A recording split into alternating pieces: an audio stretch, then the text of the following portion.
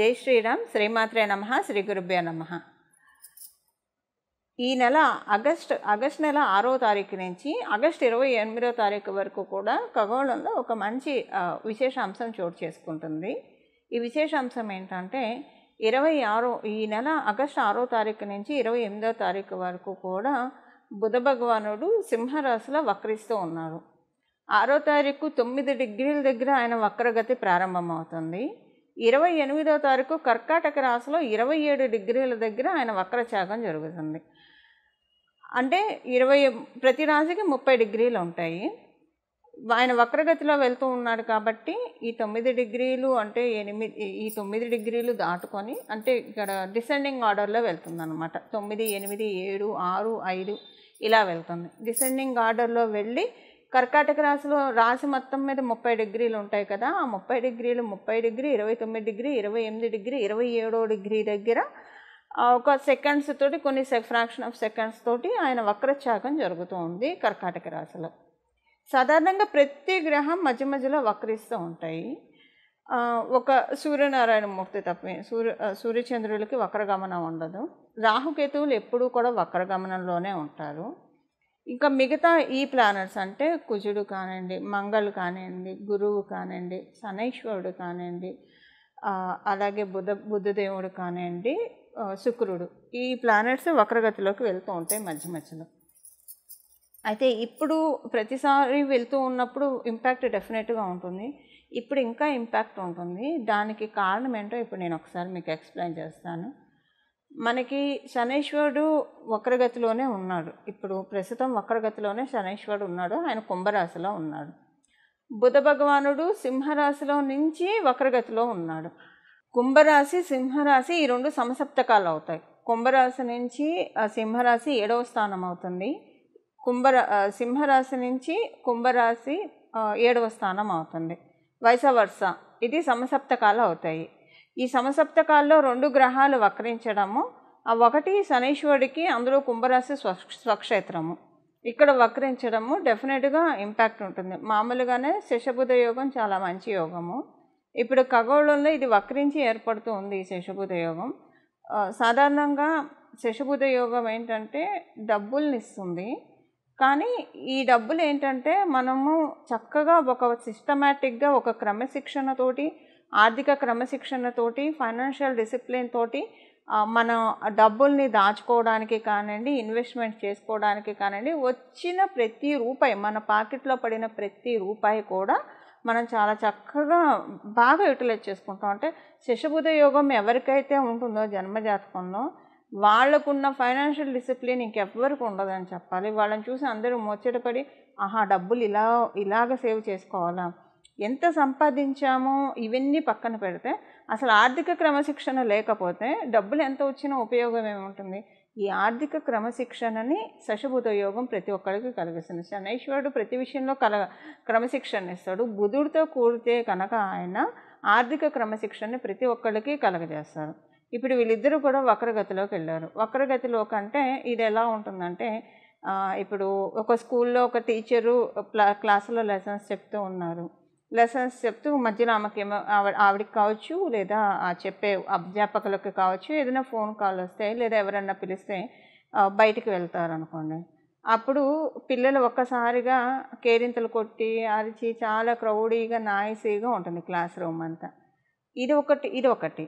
ఇది ఏంటంటే అక్కడ తప్పక ఆవిడ బయటికి వెళ్ళింది కాబట్టి, ఆవిడ కావచ్చు లేదా అధ్యాపకుల వారు కావచ్చు. ఒక్కొక్కసారి ఏముంటుందంటే లీజర్ పీరియడ్ అని ఉంటుంది. సో అధ్యాపకులే వదిలేస్తారు ఫ్రీగా, కాసేపు ఒక 1 పీరియడ్ వరకు ఆడుకోండి అని చెప్పేసి. అంటే ఇప్పుడు లీజర్ పీరియడ్స్ ఉన్నాయో లేవో తెలియదు, కానీ మా చిన్నప్పుడైతే లీజర్ పీరియడ్ ఒకటి ఉండేది డెఫినెట్గా. సో అలా వదిలేసేవాళ్ళు, ఒక పీరియడ్ వరకు వదిలేసేవాళ్ళు. అంటే వాళ్ళు వదిలేస్తారు అలాగా. ఇప్పుడు ఇదంతా ఎందుకు చెప్తున్నానంటే, శనైశ్వరుడు మరియు బుధ భగవానుడు ఆర్థిక క్రమశిక్షణని ఇస్తారు. ఇప్పుడు ఏం చేస్తారంటే ఆర్థిక క్రమశిక్షణ ఇచ్చి మనం ఫైనాన్షియల్గా ఎలా దాచుకుంటే డబ్బులు మనకి రెట్టింపు అవుతాయి, మన డబ్బులు గుడ్లు పెట్టడం అనేది శని బుధులు కలిసి ఉంటేనే సాధ్యమవుతుంది కుండలిలో. ఇప్పుడు అందరికీ శని బుధులు కలిసి ఉండరు. ఎవరి జాతకంలో కూడా మనం చూస్తే చాలా అంటే అందరికీ కలిసి ఉండాలని ఉండదు ఆ కాంబో. కలిసి ఉన్న వాళ్ళకి డెఫినెట్గా వాళ్ళు చిన్నప్పటి నుంచే ఇన్వెస్ట్మెంట్స్ స్టార్ట్ చేస్తారు, సేవింగ్స్ చాలా పక్కాగా వెళ్తారు. వాళ్ళ దగ్గర ₹1,00,000 వస్తే దాన్ని ఎలాగ 10 లక్షలు చేయాలి, ఎలాగ 50 లక్షలు చేయాలి, మంచి క్లారిటీ, మంచి విజన్ వాళ్ళ దగ్గర ఉంటుంది. అండ్ అకార్డింగ్గా వెళ్తుంది వాళ్ళకి. అంటే విజన్ అందరికీ ఉంటుంది, బట్ అదేంటి, అది మనకి అనుకున్నట్లు ఫామ్గా సిస్టమేటిక్గా వెళ్ళడం అందరికీ సాధ్యం కాదు, కొంతమందికే సాధ్యం అవుతుంది. మనం డే టు డే లైఫ్లో చూస్తూ ఉంటాం కదా. ఈ శశబుధ యోగం అది కలగజేస్తుంది. అది ఒక లెక్క. అయితే ఇప్పుడేంటి, వాళ్ళిద్దరూ వక్రించారు. సో ఇలాగ వాళ్ళు సిస్టమేటిక్ ఇన్వెస్ట్మెంట్స్కి అవకాశం ఇస్తారు. కొన్నిసార్లు ఏంటంటే అందరికీ ఆ యోగం ఉన్న వాళ్ళైతే అలా ఉంటుంది, యోగం లేని వాళ్ళకు కూడా గోచార రీత్యా వచ్చినప్పుడు ఇలాంటివి ఇది అందరికీ అప్లికేబిలిటీ ఉంటుందండి. ఆ యోగం ఉన్న వాళ్ళకి ఇంకా బాగా ఎక్కువగా ఉంటుంది, యోగం లేని వాళ్ళకి కూడా ఇది అప్లికేబిలిటీ ఉంటుంది. అయితే ఈ అప్లికేబిలిటీ అసలు ఇప్పుడు వక్రగతిలో ఉన్నారు కదా, వాళ్ళిద్దరు సవ్యంగా ఉంటే ఇన్వెస్ట్మెంట్స్ ఇవన్నీ ఉంటాయి. ఇప్పుడు వక్రగతిలోకి వెళ్ళారు, ఇప్పుడు పరిస్థితి ఏంటి మరి, అంటే ఎలాంటి రిజల్ట్స్ ఇస్తారు, ఈ విషయాలు మనం ఒక్కసారి చూద్దాం. అసలు ఈ విషయాల్లో ఇంపాక్ట్ ఏ విషయాల్లో ఉంటుంది, గుడ్ ఇంపాక్ట్ ఉంటుందా, బ్యాడ్ ఇంపాక్ట్ ఉంటుందా, సత్ఫలితాలు ఉంటాయా, లేదా ఏదైనా జాగ్రత్తలు సూచిస్తుందా, ఇవన్నీ కూడా ఇప్పుడు మనం మాట్లాడుకుందాము. ఈ ఈ ఈ ఇది ఈ కాంబో ఏ రాశుల వాళ్ళకి, ఇప్పుడు ఈ వక్రగతి అనేది ఏ రాశుల వాళ్ళకి ది బెస్ట్గా వర్కౌట్ అవుతుందో మనం ఒకసారి చూద్దాం. అన్ని రాశుల వాళ్ళకి ది బెస్టే ఉంటుంది. అంటే అసలు ఈ వక్రగతిలోకి వెళ్ళడం వల్ల ఇప్పుడు ఎవరైనా సరేనండి, మనలో అందరం కూడా ఏదన్నా ఖర్చు చేద్దాము అని అనుకుంటే, అది ఒక మంచి చదివించడానికి కావచ్చు మన పిల్లలకి, లేదా మనం ఒక మంచి అసెట్ కొనుక్కోవడానికి కావచ్చు, లేదా ఏదైనా ఒక మంచి పని కోసం ఖర్చు పెట్టడానికి డబ్బులు సమకూరక, లేదంటే ఏదైనా ఒక డబ్బులు సమకూరక ఏదైనా పనులు పెండింగ్ ఉంటే కనుక అవి రిలీజ్ చేస్తుంది శనైశ్వరుడు బుధ భగవానుడు వక్రగతిలోకి వెళ్ళడం వల్ల. సో దట్ ఏంటంటే అందరికీ కూడా వాళ్ళకి ఏవైతే అవసరమైన ఖర్చులు ఉన్నాయో అవన్నీ కూడా స్తంభనగా ఉన్నవన్నీ ఒక్కసారిగా రిలీజ్ అయిపోతాయి ప్రతి ఒక్కళ్ళకి. కానీ ఈ పరిహారం మనం చివరిలో తెలుసుకోబోయే పరిహారం చేసుకోవడం వల్ల రిలీజ్ అవుతాయి. పరిహారం చేసుకోకపోయినా రిలీజ్ అవుతాయి, అంటే ఆర్థిక స్తంభన నుంచి బయటకు వస్తారు. బట్ పరిహారం చేసుకుంటే ఇంకా ఎక్కువగా ఇది అప్లికేబిలిటీ ఉంటుంది.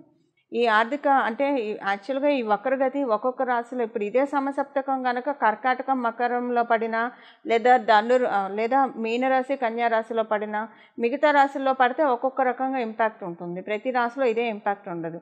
ఇప్పుడు ఈ వక్రగతి పడింది సింహరాశిలో ఉంటేనే సూర్యనారాయణమూర్తి కింగ్. సో ఎప్పుడైనా ఒక కింగ్ ఇంటెన్షన్ ఏముంటుంది, ఆ రాశితత్వం ఏముంటుంది, ఒక కింగ్ ఇంటెన్షన్ ఏముంటుంది, కంపాషనేట్గా ఉంటుందంటే దయ ఎక్కువగా ఉంటుంది. అందుకే సూర్యబలం ఉన్న వాళ్ళకి చాలా దయగల హృదయం గల వాళ్ళు ఉంటారు. అవతల వాళ్ళ కష్టాన్ని వాళ్ళ కష్టాలుగా వాళ్ళు ఫీల్ అయిపోతారు. ఎందుకంటే ఆత్మకారకుడు కాబట్టి ప్రతి సోల్లో ఉన్నది జీవాత్మే అన్న విషయము వాళ్ళకి ఎరుక బాగా ఉంటుంది. సింహరాశి వాళ్ళకి కూడా బేసిక్గా ఈ తత్వం ఉంటుంది.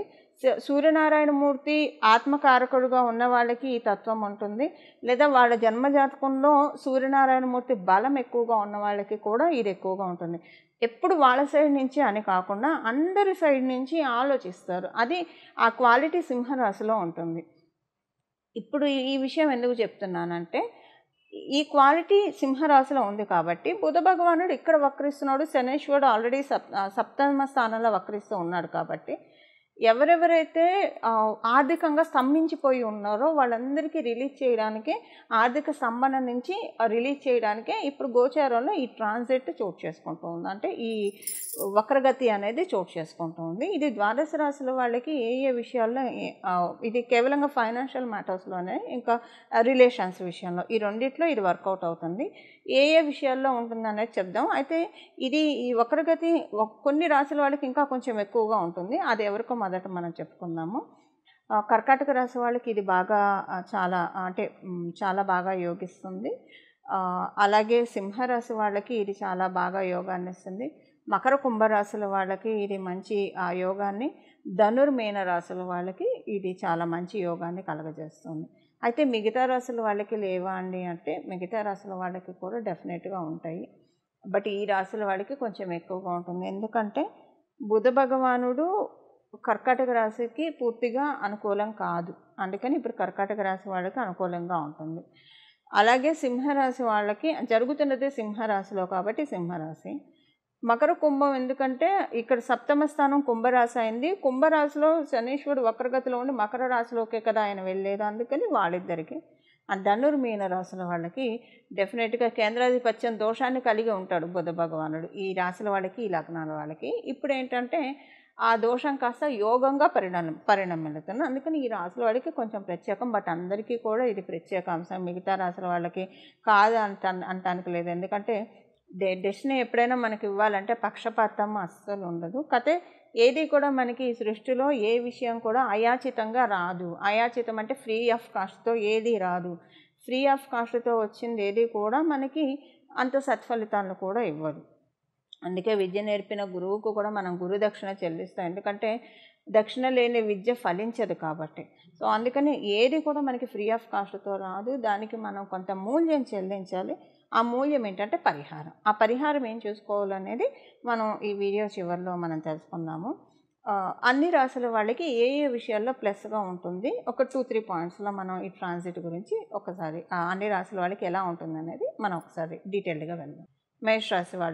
మేషరాశి వాళ్ళకి ఆల్రెడీ మీకు 11th హౌస్లో ఉండి ఆయన వక్రిస్తూ ఉన్నాడు. 5th హౌస్లో బుధ భగవానుడు వక్రిస్తూ ఉన్నాడు. సో ఇది మీ మనసులో ఉన్న కోరికలు, ఆర్థికపరమైన కోరికలు, మీ పిల్లల ఫ్యూచర్కి సంబంధించిన విషయాలు, మీ ఫ్యూచర్కి సంబంధించిన విషయాలు, అంటే ఏం చేస్తే మీరు ఆర్థికంగా స్థిరపడతారు, ఏం చేస్తే ఏం స్టెప్స్ తీసుకుంటే మీ లైఫ్ ఇంకా బెటర్గా ఉంటుంది, ఏం స్టెప్స్ తీసుకుంటే మీ స్టేటస్ ఇంక్రీజ్ అవుతుంది, లైఫ్ స్టాండర్డ్స్ చాలా బాగా ఇంక్రీజ్ అవుతాయి, వీటన్నిటి మీద దృష్టి మొదలవుతుంది. అంటే ఇది ఆల్రెడీ స్టార్ట్ అవ్వకముందు, ఈ వక్రగతి రాకముందే ఆల్రెడీ బీజాలు పడిపోతాయి. మేషరాశిలో పుట్టిన వాళ్ళకి, మేష లగ్నంలో పుట్టిన వాళ్ళకి కూడా ఇవన్నీ అప్లికేబిలిటీ ఉంటాయి. ఇప్పుడు ఏంటంటే వాటిని మేనిఫెస్ట్ చేసుకోవడానికి వేగవంతంగా, ఇప్పుడు ఆయన కుంభరాశిలో ఉండి చక్కగా 11th హౌస్లో వక్రించాడు కాబట్టి అంటే నెమ్మదిగా కాకుండా చాలా వేగవంతంగా, మేషరాశి వాళ్ళు అంటేనే చాలా చురుగ్గా ఉంటారు. పనులన్నీ కూడా ఏవి పెండింగ్ పెట్టరు, వాళ్ళ చుట్టూ ఉన్న వాళ్ళు పెట్టినా కూడా వీళ్ళకి నచ్చదు. సో ఎప్పటి పనులు అప్పుడే చేసుకోవాలన్న తత్వం బేసిక్గా వాళ్ళకు ఉంటుంది. అది ఇప్పుడు అంటే లగ్నంలో మేషరాశిలో శనీశ్వరుడు ఉంటే అప్పుడు మళ్ళీ అది డిఫరెంట్ క్యాలిక్యులేషన్ ఉంటుంది. అప్పుడు కొంచెం వీళ్ళు నెమ్మదిగా చేస్తారు. బట్ అందరికీ మేషరాశిలో శనీశ్వరుడు ఉండాలని ఉండదు కదా జన్మజాతకంలో. జనరల్గా అయితే ఇలా ఉంటుంది. ఇప్పుడు ఏంటి, వీళ్ళిద్దరూ మీకు పంచమ స్థానంలో, లాభస్థానంలో ఇద్దరు వక్రించడం వల్ల ఫైనాన్షియల్ మ్యాటర్స్లో ఒక మంచి ట్రాన్స్ఫర్మేషన్ వస్తుంది. అది మనం ఇప్పుడు తెలుసుకోబోయే పరిహారం చేసుకోవడం వల్ల ఎక్కువ అవుతుంది. పరిహారం చేసుకోకపోతే ఏమవుతుందండి అన్న సందేహం తలెత్తవచ్చు. పరిహారం చేసుకోకపోతే ఏమవుతుందంటే మేబీ ఒక్కొక్కసారి అర్గళాస్ అనేది కొన్ని ఉంటాయి జన్మజాతకంలో. ఈ అర్గళాసు ఇంటర్వెన్షన్ అంటాం. ఇవేం చేస్తాయంటే పూర్తిగా రానియకుండా అడ్డుపడుతూ ఉంటాయి. ఇప్పుడు కెరియర్లో కూడా ఎదగనీయకుండా వెనక్కి కాళ్ళు పట్టుకొని లాగే వాళ్ళు ఉంటారు, అడ్డుపుల్లలు వేసే వాళ్ళు ఉంటారు. అవే అర్గలాస్గా మనం జన్మజాతకంలో కన్సిడర్ చేస్తాం. వీటి వల్ల ఏంటంటే పూర్తిగా రావాల్సినవి రావు, అంతకు మించి ఏమీ ఉండదు. పరిహారం చేసుకోకపోయినా వచ్చే యోగం కొంతన్నా వస్తుంది, చేసుకుంటే కొంచెం ఎక్కువగా వస్తుంది. అది ఇప్పుడు మనం పరిహారం ఏం చేసుకోవాలో చూద్దాం. ఇప్పుడు ఏం పరిహారం చేసుకుంటే ఈ శిషబుధ యోగం, వక్రగతిలో ఉన్న ఈ శిషబుధ యోగం ద్వాదశ రాశుల వాళ్ళకి ఫైనాన్షియల్ మ్యాటర్స్లో బాగా రిలీజ్ అవుతాయో, అంటే ఫైనాన్షియల్ మ్యాటర్స్లో అనుకూలతలు ఉంటాయో అది ఇప్పుడు చూద్దాం. అయితే అసలు పరిహారం చేసుకోకపోతే ఏమవుతుందండి, పరిహారం చేసుకోకపోతే యోగం రిలీజ్ కాదా అన్న సందేహం తలెత్తవచ్చు కొంతమందికి. దానికి ఒకసారి మనం మాట్లాడుకుందాం. ఇప్పుడు పరిహారం చేసుకోకపోయినా వచ్చేదే, కాకపోతే పరిహారం చేసుకుంటే మీకు అంతా కూడా చాలా ప్రశాంతంగా వస్తుంది. అంటే రావాల్సినవన్నీ కూడా మనకి రావాల్సినవన్నీ ప్రశాంతంగా వస్తాయి. పరిహారం చేసుకోకపోతే అంతా ఏమవుతుందంటే వచ్చేదే కానివ్వండి, ఏడిపించి ఇస్తారు, అంతకుమించి ఏం లేదండి. ఇప్పుడు మనం జనరల్గా లైఫ్లో చూస్తూనే ఉంటాం కదా, కుండలీలో ఒకవేళ మీ జన్మ కుండలీలో అర్గళాస్ ఉన్నాయి అనుకోండి, ఇంటర్వెన్షన్ అంటాం. ఈ అర్గళాస్ ఉంటే ఏమవుతుందంటే ఏ యోగం అనుభవించజేయను. అంటే ఇది ఒక సామెత మీకు తెలిసే ఉంటుంది, గడ్డివామ దగ్గర కుక్క అన్న సామెత చందాన. ఏ యోగం మీకు అనుభవ యోగంలోకి రానియకుండా అడ్డుపడుతూ ఉంటాయి. ఇది మీకు అర్థమయ్యేది చెప్పాలంటే ప్రొఫెషన్గా ఎదుగుతుంటే కాళ్ళు పట్టుకొని లాగే వాళ్ళు ఉంటారు, అడ్డుపుల్లలేసి వచ్చే వాటిని చెడగొట్టే వాళ్ళు ఉంటారు. ఇలాంటివి రకరకాలుగా ఉంటాయి కదా. ఇవన్నీ కాకుండా ఇప్పుడు అదృష్టవంతులను ఎవరు చేర్చలేరు, దురదృష్టవంతులను ఎవరు బాగు చేయలేరు, ఇది మనందరికీ తెలిసిన సత్యమే. సో అదృష్టవంతులకైతే అసలు బాధే లేదు. ఎన్ని ఆటంకాలు వచ్చినా వాళ్ళు దృఢ సంకల్పంతో వాటన్నిటిని అధిగమించుకుంటూ వెళ్ళిపోతారు. ఈ అర్గణాస్ ఇవి ఇబ్బంది పెట్టకుండా ఉండడానికి మీ జన్మజాతకంలో ఉంటే దానికి పరిహారం చేసుకుంటే ప్రశాంతంగా వస్తాయి. లేకపోయినా వస్తుంది. మేబీ అవుట్ ఆఫ్ 100% మీకు 70% వచ్చేది 30% వస్తుంది. అందువల్ల పరిహారం చేసుకోవడం వల్ల మరీ ఎక్కువ ఏడిపించకుండా డెస్టినీ మీకు రిలీజ్ చేస్తుంది. మీకు రావాల్సిన అంటే దేనికోసమైతే మీరు ఎదురు చూస్తున్నారో, ఏ ఫైనాన్షియల్ బెనిఫిట్ కోసం అయితే మీరు ఎదురు చూస్తున్నారో అది మీకు అందుతుంది. ఇప్పుడు దీనికోసం మనం పరిహారం చూద్దాము. ఏం పరిహారం చేస్తే ఇది బాగా యోగిస్తుంది. ఇది స్టార్టింగ్ డే నుంచి అంటే 6వ తారీఖు నుంచి ఆగస్టు 6వ తారీఖు నుంచి ఆగస్టు 28వ తారీఖు వరకు కూడా ప్రతిరోజు క్రమం తప్పకుండా విష్ణు సహస్రనామం వినడము. విష్ణు సహస్రనామం చదవడం వస్తే ఇంకా మంచిది. చదవడం కానీ వినడం కానీ చేస్తే చాలా మంచిది. విష్ణవే నమః విష్ణవే నమః విష్ణవే నమః అని మనసులో ధ్యానించుకుంటూ ఉంటే ఇంకా మంచిది. అయితే ఆడవాళ్ళకి పీరియడ్స్ వస్తే ఆ 4 రోజులు వదిలేసేయండి, మిగతా రోజుల్లో వినండి. ఎవరైనా అశౌచంలో ఉంటే కనుక వినడానికి ఏం తప్పులేదు, పెట్టుకొని వినొచ్చు. చదవకూడదు అప్పుడు మీరు పెట్టుకొని మనసులో జపం చేసుకుంటూ వినొచ్చు. లేదా మీకు వినడం కూడా ఎందుకు అని అనుకుంటే విష్ణవే నమః విష్ణవే నమః విష్ణవే నమః అని ఈ నామాన్ని జపించుకోవచ్చు. సర్వకాల సర్వావస్థల్లో భగవంతుడి నామాన్ని జపించడానికి మనం ఏ అవస్థలో ఉన్నాము, ఏ కాలంలో ఉన్నాం, ఏ సమయంలో ఉన్నాం ఏమీ ఇది లేదంటే మీరు అశౌచంలో ఉన్నారా, పీరియడ్లో ఉన్నారా, లేదా బాత్రూమ్కి వెళ్ళొచ్చారా, లేదా ఎక్కడన్నా వేరే వేరే ప్రదేశాల్లో ఉన్నారా, ఇలాంటివి ఏమీ కౌంట్ రావు. సర్వకాల సర్వావస్థలో భగవంతుడి నామాన్ని జపించుకునే భాగ్యాన్ని కలియుగంలో మనకి పెరుమాళ్ళు ప్రసాదించారు. అందువల్ల విష్ణవే నమః అని అనుకుంటూ ఉన్నా కూడా సరిపోతుంది. విష్ణుమూర్తి పాదాలని గట్టిగా పట్టుకుంటే ఈ బుద్ధ భగవానుడు వక్రగతి డెఫినెట్గా ఆర్థిక అనుకూలతల్ని చక్కగా తెచ్చిపెడుతుంది. ద్వాదశ రాశుల వాళ్ళకి, ద్వాదశ లగ్నాల వాళ్ళకి. మంగళం. నమో భగవతే వాసుదేవాయ.